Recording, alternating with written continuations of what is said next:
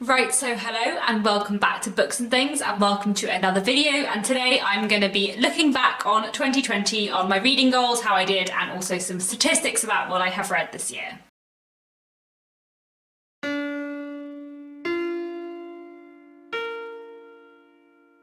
So, the first half of the video I'm going to be talking about my reading goals for 2020, how I have been getting on with them, and also especially how my monthly prompts went in the last 3 months of the year, because I haven't done a separate video on that. And then in the second half of the video I'll be taking you through my reading statistics for 2020. I'm not going to talk in this video about my reading goals for 2021, that'll be coming in my next video on Thursday. But anyway, let's talk about my reading goals for 2020 and how they have gone. So my Goodreads challenge for 2020 was to read 100 books, but I also set myself a personal goal of reading 150 books. The reason why I have these two different numbers is because I work for a publishing house. I'm an assistant editor at Bonnie Books UK, which means that I read a lot of books for work, some of which are unpublished submissions and some of which are books I'm working on which aren't going to be published for like a year or more, so I can't really track them on Goodreads, but I am obviously reading them, so I kind of count that myself. So I definitely did well on these goals. This year in 2020 I read 210 books. Goodreads thinks I have read 163 books. I've actually read 210 books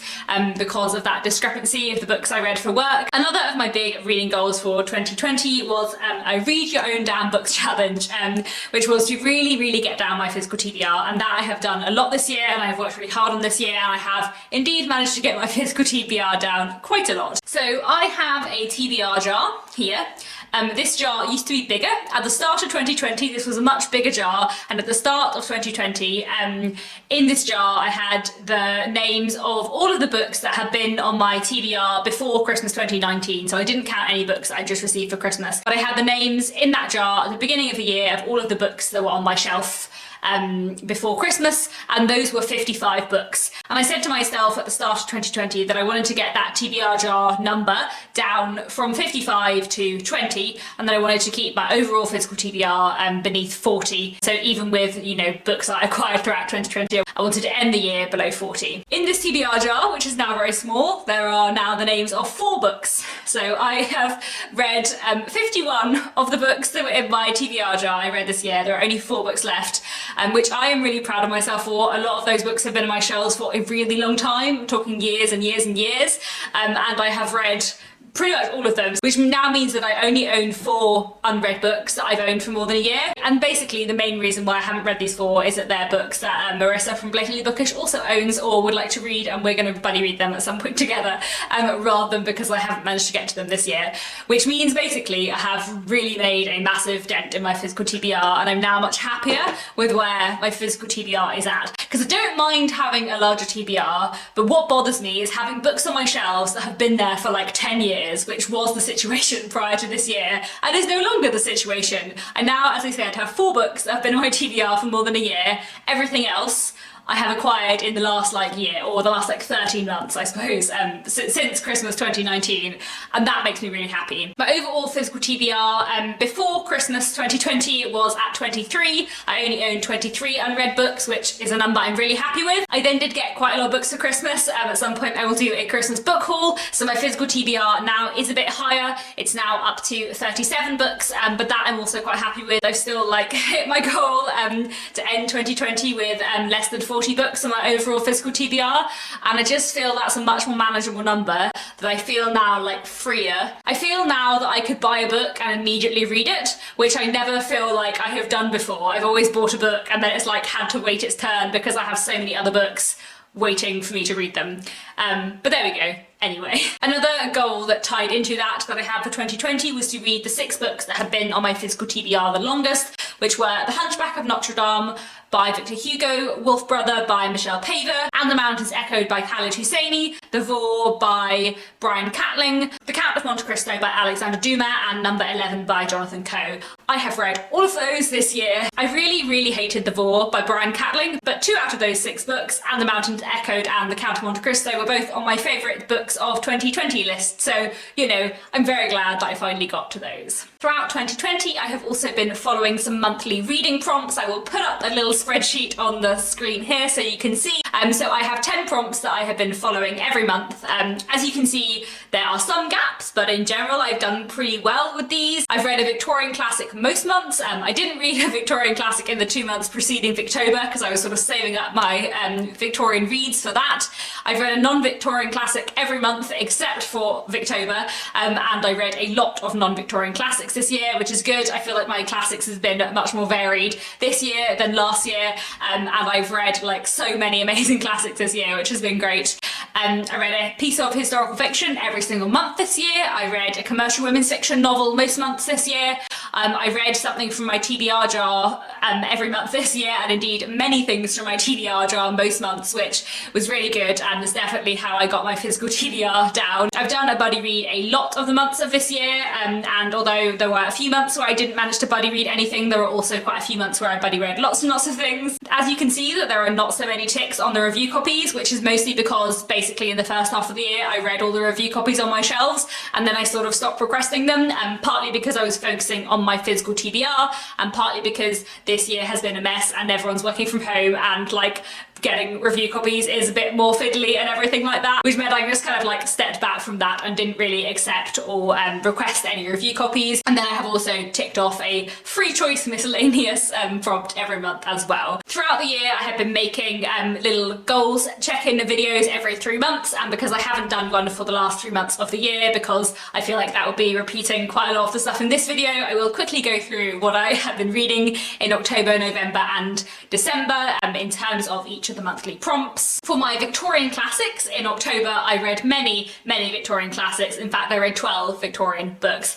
Basically everything I read in October is a Victorian classic, except for one book I read which was like a source book of Victorian extracts, which I didn't necessarily count as a Victorian classic because it's not really a classic, but everything else I read counted for that in October because I was participating in my readathon Victober. So, you know, there we go. Then in November, I read Little Dorrit, which I'd actually started in Victober and finished off. Little Dorrit is an amazing novel by Charles Dickens, which I was reading for the 4th time and very much enjoyed.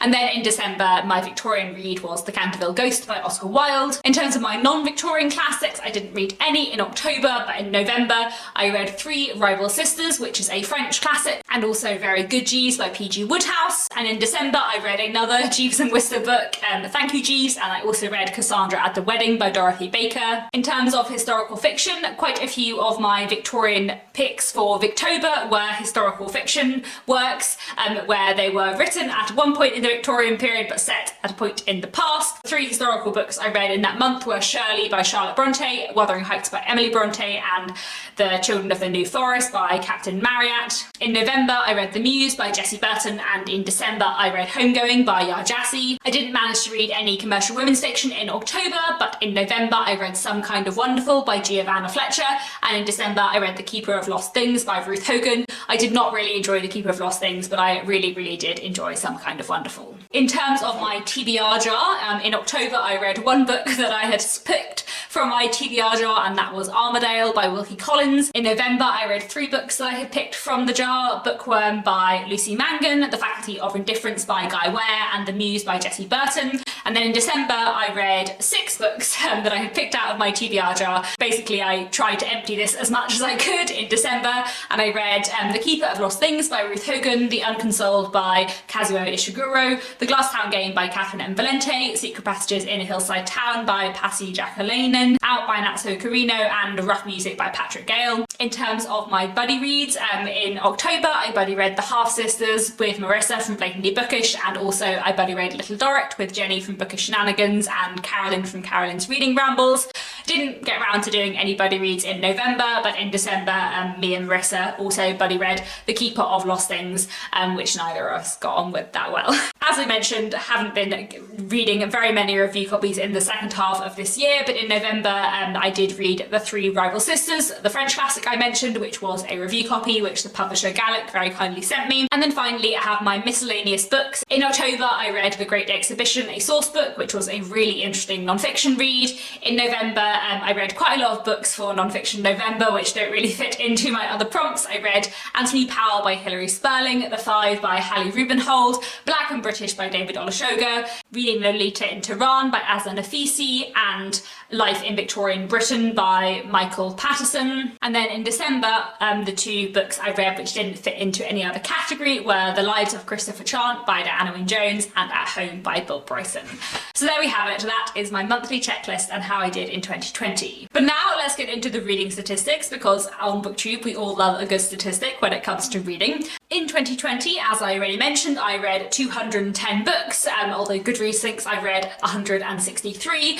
So on average, I read 17 and a half books a month, which on reflection is quite a lot. In 2019, I read 194 books, so that is almost like a full month's more reading more than 2019, and I already felt like I read quite a lot in 2019, so it's been a bit of a crazy year. I feel like 210 books is possibly too many. Not that I haven't enjoyed all the books I've read, and not that I'm not glad that I've read a lot, but I feel like when I think about it, sometimes I've put a bit too much pressure on myself to read a lot of books when I could be spending my time doing other things as well. I also think that I have read a lot more this year because this year has been the year it has been. It has been a very long and weird year, quite a surreal year, and not a very nice year. I think the fact I've been confined to my home a lot of the time in lockdown has meant that I have read more, because there are lots of things that I usually spend time on that I haven't been able to spend time on this year, like going out and meeting friends, going to the pub, going to restaurants. All of that stuff has just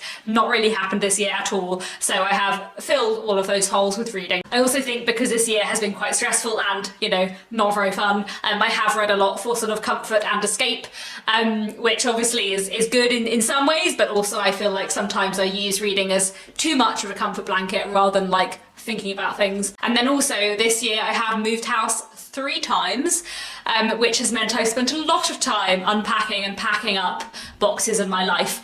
So I have got through a lot of audiobooks this year, and I think one of the reasons why is because there has been a lot of like packing and household related chores, which I listen to audiobooks while doing. But anyway, I will get on to that. Out of the 210 books that I read this year, 58 of those were for work and 152 of them were not for work. So from now on, I'm just going to be talking about the 152 books that were not for work, because the 58 books that I read for work, I don't really have like control over what kind of books they are and everything like that, so I won't talk about the statistics to do with them. So of the 152 books I read that were not for work, 79 of them were contemporary books and 71 of them were classics. Where I like draw the line of classics varies. It's often around the 1980 mark. I would say if something was published before 1980, I usually count it as a classic, and if it was published after 2000, I usually count it as a contemporary book, and if it was published in the 80s and 90s, it usually depends on like whether that was at the start or the end of an author's career, I guess. Anyway, of the 79 contemporary books I read, 60 of them were novels, of which 51 were adult novels and 9 were for children's or young adult readers. I read 6 short story collections, no poetry collections, and 14 non-fiction books. Of those 79 contemporary books, 52 of them were by British authors, 9 of them were by authors from the USA, 5 of them were by Irish authors, 3 of them were by Australian authors, 2 of them were by Japanese authors, and then I also read 1 book each by authors from Canada, Afghanistan, Finland, Ghana, India, Iran, Pakistan, and Russia. As I already mentioned, I also read 71 classics this year, which included 52 novels, 12 short story collections, 4 plays, 2 poetry collections, and 2 works of non-fiction. And out of those 71 classics, 24 of them were Victorian classics, 8 of them were early 19th century British classics, mostly Jane Austen, 19 of them were 20th century British or Irish classics, 11 of them were 20th century US classics, 1 of them was a 19th century US classic, 5 of them were 19th century French classics, and then I also read 1 20th century German classic, 1 19th century Brazilian classic, 1 19th century Russian classic,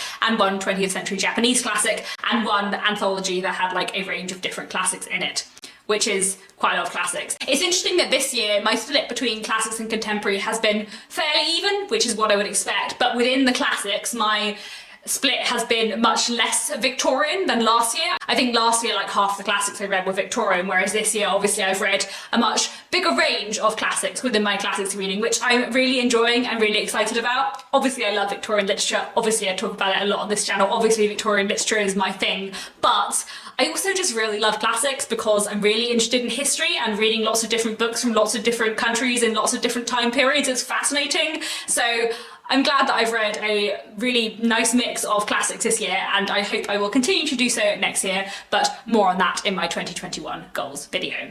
Of the books that I read this year, I read 85 physical books that I owned.